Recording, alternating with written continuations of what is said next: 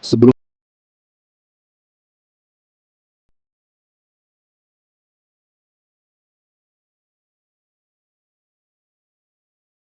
Presiden keempat, saya juga kenal sama beliau, Gus Dur. Saya dulu tukang pijitnya Gus Dur.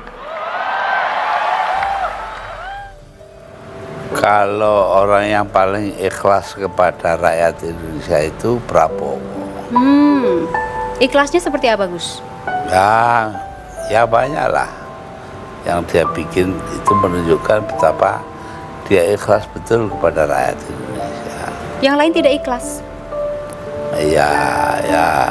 Ya nggak tahu ya. Presiden keempat Republik Indonesia, yaitu Abdurrahman Wahid alias Gus Dur, disebut memiliki karomah bagi orang yang mempercayainya, jika karomah itu ada. Beliau dipercaya bisa melihat masa depan. Bahkan setiap hal yang diramalkannya terbukti benar di kemudian hari.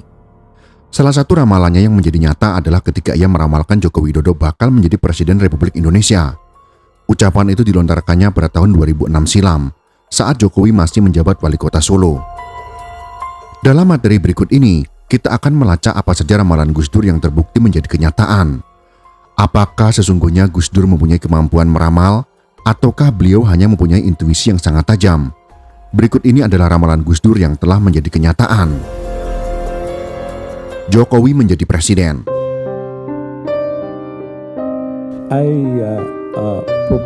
Ramalan Gus Dur yang satu ini sudah terbukti kebenarannya dan menjadi kenyataan, yaitu terwujudnya Jokowi menjabat sebagai Presiden Republik Indonesia, bahkan hingga 2 periode. Ucapan Gus Dur ini terjadi pada tanggal 8 Agustus tahun 2006. Ketika itu Gus Dur mampir ke rumah dinas Jokowi yang saat itu masih menjabat sebagai wali kota Solo selama 6 bulan. Siapa yang dikehendaki rakyat, termasuk Pak Jokowi ini, kalau dia jadi wali kota yang bagus, kelak juga bisa jadi presiden, kata Gus Dur kepada Jokowi.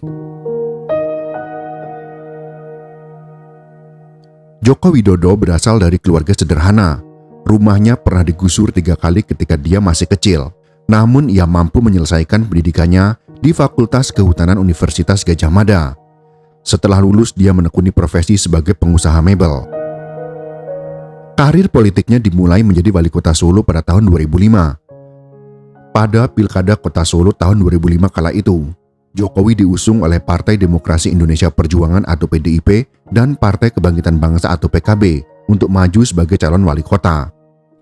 Ia berhasil memenangkan pemilihan tersebut dengan persentase suara sebesar 36,62%.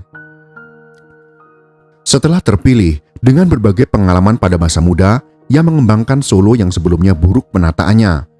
Meski harus menghadapi berbagai penolakan masyarakat untuk ditertibkan, di bawah kepemimpinannya, Solo mengalami perubahan dan menjadi kajian di universitas dalam dan luar negeri. Salah satunya adalah kemampuan komunikasi politik Jokowi yang berbeda dengan kebanyakan gaya komunikasi politik pemimpin lain pada masa itu, yang menjadi kajian riset mahasiswa pasca sarjana Universitas Indonesia. Nomor 3, Prabowo. Karir Jokowi kian menanjak. Pada tahun 2012, ia dicalonkan oleh PDIP sebagai Gubernur DKI Jakarta. Setelah resmi menang di perhitungan suara, Jokowi masih diterpa isu upaya menghalangi pengunduran dirinya oleh DPRD Surakarta. Namun hal ini dibantah oleh DPRD Surakarta. Jokowi sudah menyatakan siap mengundurkan diri dari jabatan sebelumnya jika terpilih dan benar-benar mengundurkan diri setelah terpilih. Acara pelantikan diwarnai perdebatan mengenai biaya karena adanya pernyataan Jokowi yang menginginkan biaya pelantikan yang sederhana. DPRD kemudian menurunkan biaya pelantikan menjadi 550 juta rupiah dari awalnya dianggarkan 1,5 miliar rupiah dalam perubahan APBD. Acara pelantikan juga diramaikan oleh pedagang kaki lima yang menggratiskan dagangannya. Setelah terpilih sebagai Gubernur DKI Jakarta, popularitas Jokowi melejit berkat rekam jejaknya yang baik dan pendekatannya yang membumi dan pragmatis, seperti yang ditunjukkan melalui program Belusukan untuk memeriksa keadaan di lapangan secara langsung. Akibatnya Jokowi merajai survei-survei calon presiden dan menyingkirkan kandidat lainnya, sehingga muncul wacana untuk menjadikannya calon presiden. Namun selama berbulan-bulan wacana tersebut menjadi tidak pasti karena pencalonan Jokowi di PDIP harus disetujui oleh Ketua Umum PDIP, yaitu Megawati Soekarno Putri. Padahal Pak Jokowi kalau nggak ada PDI Perjuangan juga aduh kasihan dah. Pada tanggal 14 Maret tahun 2014, Megawati akhirnya menulis langsung surat mandat kepada Jokowi untuk menjadi calon Presiden Republik Indonesia. Jokowi pun lantas mengumumkan bersedia dan siap melaksanakan mandat tersebut untuk maju sebagai calon presiden dalam Pilpres 2014. Ia juga mengungkapkan kesiapannya sembari mengucap bismillah dan mencium bendera merah putih di Rumah Si Pitung. Pada tanggal 19 Mei tahun 2014, Jokowi mengumumkan bahwa Yusuf Kala akan menjadi calon wakil presidennya. Pengumuman sekaligus deklarasi tersebut berlangsung di Gedung Juang 45 di Menteng, Jakarta. Menjelang Pilpres, terdapat berbagai macam kampanye hitam yang dialamatkan pada Jokowi, seperti isu capres boneka, keislaman Jokowi yang diragukan, tuduhan bahwa Jokowi adalah orang Tionghoa yang merupakan putra dari Oi Hong Leong, hingga klaim bahwa ia adalah anti asing dan bahkan Zionis. Jokowi pada akhirnya menjadi Presiden Republik Indonesia. Ia tercatat sebagai Presiden ke-7 Republik Indonesia setelah memenangkan pemilu tahun 2014. Bersama Yusuf Kala, Jokowi memperoleh 53,15% suara. Mereka mengalahkan pasangan Prabowo Subianto Hatta Rajasa yang memperoleh 46,85% suara. Kemudian pada tahun 2019, Jokowi kembali terpilih menjadi Presiden Republik Indonesia, mengalahkan rival lamanya, yaitu Prabowo Subianto. Lengsernya Soeharto.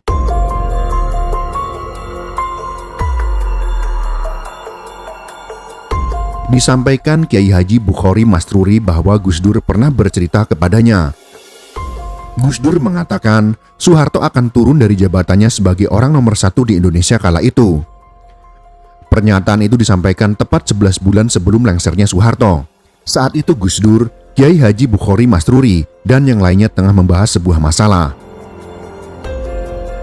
Kemudian Gus Dur memotong pembicaraan mereka dan mengatakan dengan bahasa Jawa bahwa Soeharto akan segera lengser dari jabatannya.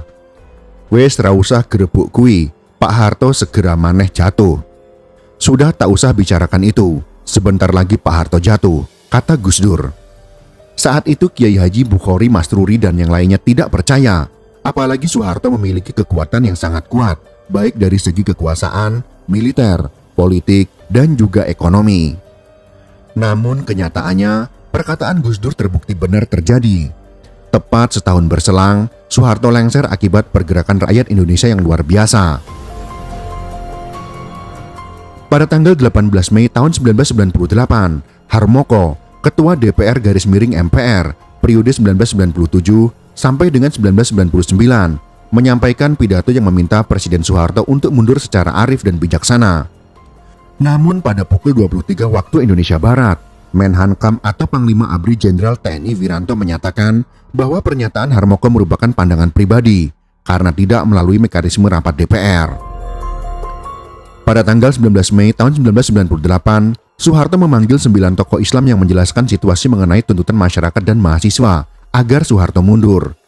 Soeharto menyatakan bahwa ia tidak ingin dipilih kembali sebagai presiden, tetapi pernyataan tersebut tidak meredakan aksi massa. Gedung MPR semakin dipadati oleh mahasiswa yang berunjuk rasa. Pada tanggal 20 Mei tahun 1998, ribuan mahasiswa kemudian semakin memadati gedung MPR DPR untuk mendesak Soeharto mundur.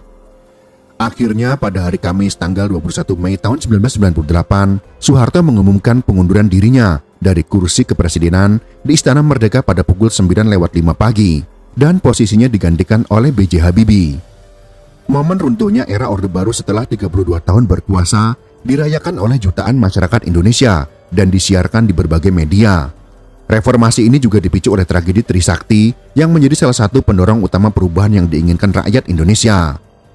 Sekali lagi prediksi yang pernah diucapkan Gus Dur kembali terjadi dan menjadi kenyataan.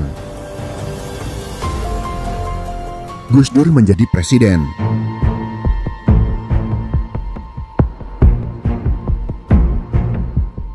Entah optimismenya yang terlalu besar atau Gus Dur memang memiliki karomah melihat masa depan.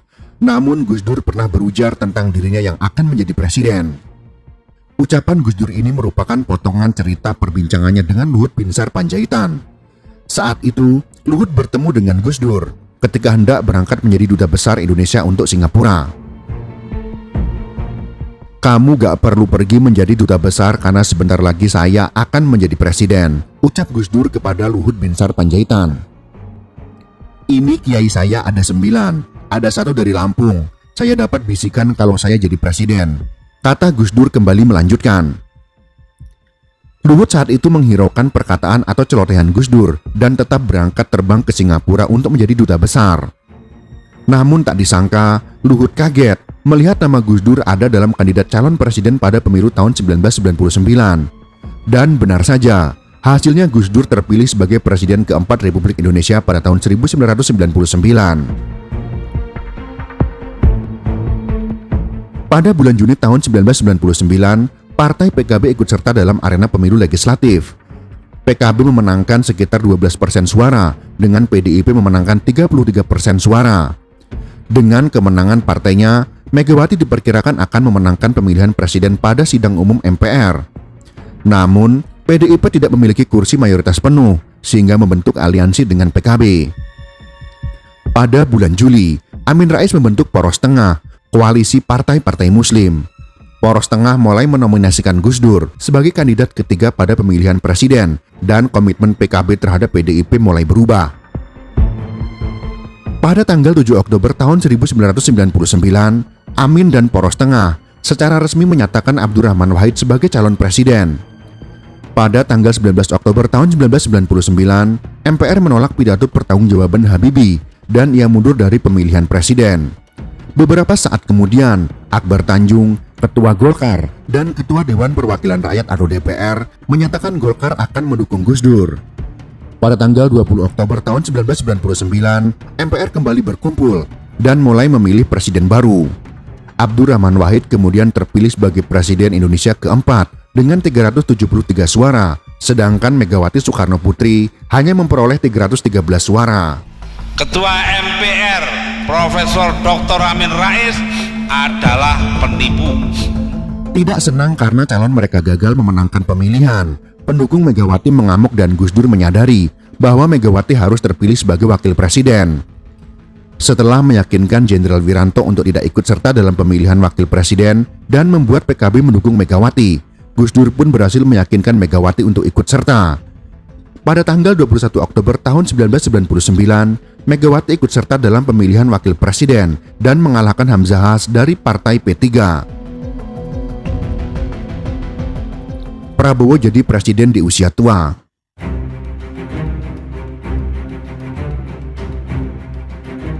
Almarhum Kiai Haji Abdurrahman Wahid itu disebut pernah menyampaikan di berbagai forum bahwa Prabowo Subianto adalah pemimpin yang ikhlas. "Pak Prabowo nanti jadi presiden nek wis tuwek," kata Gus Irfan menirukan Gus Dur. Dalam acara Kick Andy di Metro TV di hadapan Andi F. Noya, Gus Dur juga menyampaikan bahwa Prabowo adalah pemimpin yang ikhlas. Kala itu ia bersaing dengan kader Golkar lainnya, Akbar Tanjung, Wiranto, Abu Rizal Bakri, hingga Surya Paloh. Akan tetapi Prabowo kalah dalam persaingan internal Partai Golkar. Setelah itu, Prabowo mendirikan Partai Gerindra pada tahun 2008. Gerindra yang baru 1 tahun berdiri berhasil ikut pemilu pada tahun 2009. Pemilu presiden tahun 2009 menjadi ajang pilpres perdana bagi Prabowo. Sebenarnya jelang pilpres 2004 dia maju dalam konvensi calon presiden atau capres dari Partai Golkar. Namun Prabowo kalah dan konvensi dimenangkan oleh Wiranto yang berpasangan dengan Salahuddin Wahid. Hengkang dari Golkar, Prabowo membentuk partai sendiri yang ia pimpin hingga kini, Gerakan Indonesia Raya atau Gerindra. Dengan kendaraan barunya, mulanya Prabowo hendak mencalonkan diri sebagai presiden dengan menggandeng Ketua Umum Partai Amanat Nasional atau PAN saat itu, yaitu Sutrisno Bachir sebagai calon wakil presiden. Namun pada kenyataannya, pasangan ini sudah layu sebelum berkembang karena tak mampu memenuhi persyaratan kursi dukungan. Prabowo lantas berganti haluan dengan merapat ke koalisi Partai Demokrasi Indonesia Perjuangan atau PDIP yang mengusung Megawati Soekarno Putri sebagai capres. Setelah melalui perundingan yang alot, Prabowo akhirnya legowo dipasangkan sebagai calon wakil presiden Megawati. Namun pasangan ini gagal meraih kemenangan. Megawati Prabowo harus takluk oleh pasangan SBY Budiono. Pada tahun 2014, dengan daya tawar yang lebih besar, Prabowo berhasil mewujudkan keinginannya mencalonkan diri sebagai presiden. Seperti tahun-tahun sebelumnya, Gerindra masih mesra dengan PAN, sehingga menggandeng Hatta Rajasa yang kala itu menjabat sebagai ketua umum partai berlambang matahari putih tersebut. Prabowo Hatta juga mendapat dukungan dari Partai Golkar, Partai Keadilan Sejahtera atau PKS, Partai Demokrat, dan Partai Persatuan Pembangunan atau P3. Namun pasangan Prabowo Hatta kembali takluk oleh pasangan Jokowi Yusuf Kala.